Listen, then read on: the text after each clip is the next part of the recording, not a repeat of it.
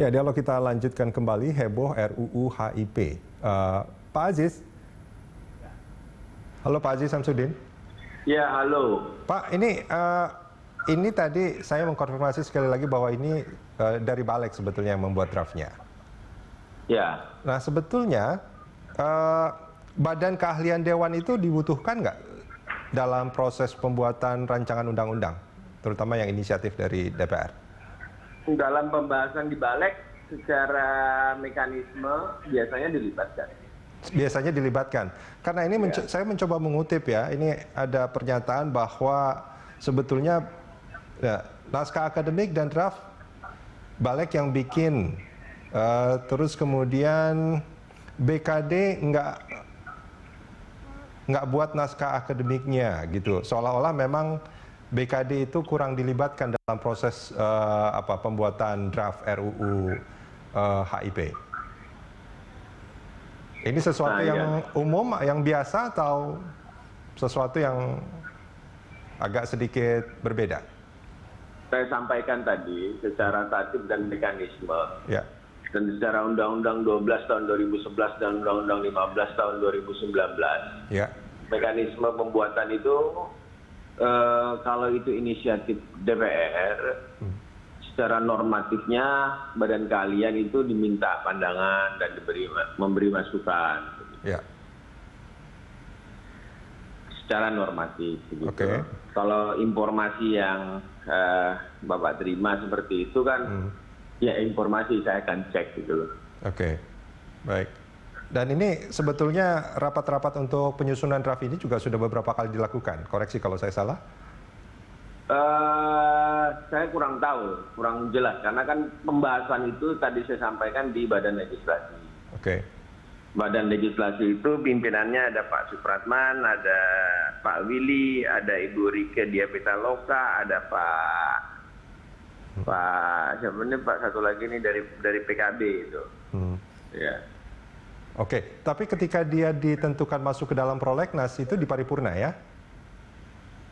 Prolegnas itu tentu setelah pembahasan di Badan Legislasi, mekanismenya bersama-sama dengan pemerintah ditetapkan di tingkat pertama. Kemudian dibawa ke tingkat 2 dalam hal ini ke paripurna.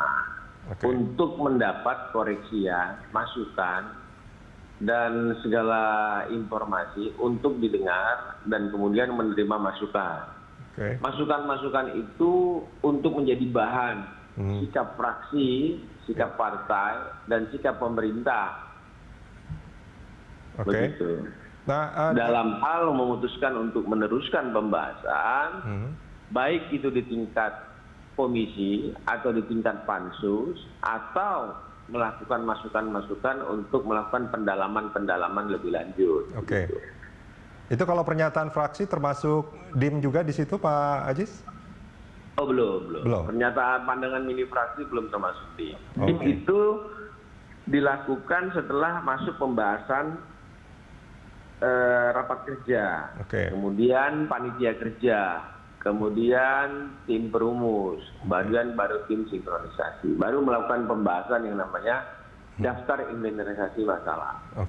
Nah itu waktu paripurna itu bulat setuju bahwa itu dimasukkan ke dalam prolegnas atau bagaimana?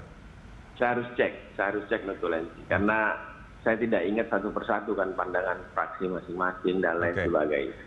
Baik. Saya ke Kang Saan. Halo. Iya Mas. Halo, ya. Ini agak menarik sebetulnya, dari Nasdem sendiri sebetulnya ada yang dibalik kan? Ya, ada dibalik dari Nasdem, ada pimpinan juga dari Badan Legislasi. Betul. Nah itu dia. Dan ini naskah atau draft naskah akademiknya yang membuat kan sebetulnya balik. Nah ini Nasdem ada di sana dilibatkan gitu. Nah ini seperti apa sebetulnya? Situasi di Balik sendiri? Ya kan ketika di situasi di Balik tentu kan ada pandangan dari praksi-praksi ya. Ketika ini tentu pertama pada tahap penyusunan prolegnas. Kedua ketika misalnya prioritas di prolegnas 2020 ditetapkan undang-undang mana saja. inisiatif dari pemerintah mana, inisiatif dari DPR mana.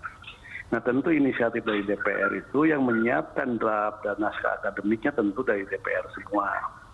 Nah di balik tentu Nasdem juga ketika misalnya ini mau dibawa ke paripurna dan dibacakan di paripurna terkait dengan RUU haluan ideologi Pancasila misalnya contohnya itu, tentu dari Voksi Balik menyampaikan kepada fraksi untuk dikaji ulang, dievaluasi ulang terkait undang-undang itu. Nah, setelah kita mengkaji ulang dan mereview ulang, kita melihat ada sebuah kejanggalan. Apa kejanggalannya itu tadi? Tidak dimasukkannya TAP MPRS nomor 25 tahun 66 itu di dalam konsideran HIP itu sendiri. Nah, maka pada saat itu juga kita mengirim surat untuk tidak melanjutkan pembahasan itu selama tidak dicantumkannya TAP MPR tersebut kan gitu loh. Jadi dan itu hal yang mekanisme yang biasa, misalnya kayak di komisi, baik di badan legislasi maupun di komisi, itu selalu ada pandangan akhir dari fraksi setelah mengecek itu semua. Nah apalagi sekarang selain sikap-sikap fraksi yang memang ada yang menolak lah ya, dan saya yakin juga yang menolak selain Nasdem siapa lagi Kang Saan? PKS ya, terus juga ada yang udah ini ya, terus saya lihat PAN kan gitu. Dan mungkin juga nanti yang lain-lain dengan melihat kondisi masyarakat yang reaksinya negatif terhadap RUU ini dan pemerintah sudah menyampaikan secara verbal ya, belum tadi seperti Pak Haji sampaikan, belum berkirim surat ke DPR untuk menunda pembahasan RUU ini. Nah maka ya RUU ini nggak bisa dilanjutkan karena nggak bisa sepihak, selain di internal DPR-nya juga ada pro kontra, ditambah lagi pemerintah untuk menunda. Dan membahas ini kan harus ada pemerintah juga dan di DPR-nya juga harus solid kan. Nah tentu dengan kondisi ini tidak bisa berlanjut terkait dengan pembahasan ini. Oke, ini agak menarik sebetulnya bagi Nasdem sendiri. Sebetulnya RUU HIP ini urgen untuk dibahas atau menjadi tidak urgen untuk dibahas karena TAP MPRS-nya tidak dimasukkan? Kalau misalnya tidak dimasukkan, itu tentu tidak menjadi urgen untuk tidak dibahas. Yang kedua, ketika RUU ini bukan interpretasi terhadap Pancasila itu sendiri, tapi lebih kepada hal-hal terkait dengan bagaimana membumikan nilai-nilai luhur Pancasila itu ke masyarakat kan gitu. Itu yang paling penting. Kita dulu ada P4, setelah P4 itu dicabut, tidak diberlakukan lagi, maka setelah reformasi kan kita mencari format atau bentuk ya. Bagaimana kita ingin membumikan nilai-nilai Pancasila di tengah masyarakat itu. Kalau dulu kan karena dianggap produk Orde Baru P4, maka tidak dilanjutkan. Padahal itu juga sebagai media untuk sosialisasikan, menginternalisasikan nilai-nilai luhur Pancasila maupun mensosialisasikan Undang-Undang Dasar 45. Anda setuju P4 dihidupkan kembali? Nah, saya tidak mengatakan itu dihidupkan kembali, tapi kita mencari format baru. Format baru yang kita bisa sepakati bersama, format baru yang efektif, efisien untuk mensosialisasikan, menginternalisasikan nilai-nilai luhur Pancasila itu seperti apa. Walaupun sekarang di MPR itu ada yang namanya 4 pilar kan, gitu, sosialisasi 4 pilar.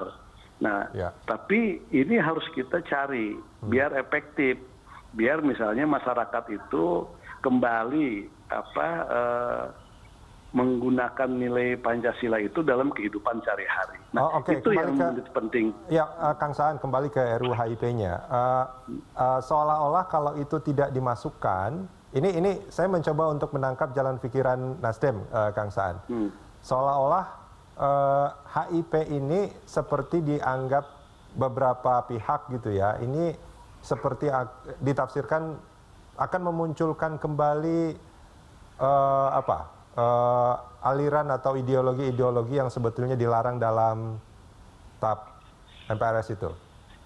Ya kita khawatir kita itu dengan tidak dicantumkannya itu seakan-akan kita ada ruang. Artinya gini Kang Saan, artinya kalau memang ada kekhawatiran itu, Nasdem menduga mereka yang merancang draft RUU HIP ini juga memang punya keinginan untuk itu? Saya nggak berpikir seperti itu. Tapi kan kita harus antisipatif ke depan kan. Yang namanya ideologi di dalam masyarakat itu kan dinamikanya kan sangat dinamis. Pemikiran-pemikiran itu kan selalu ada ya.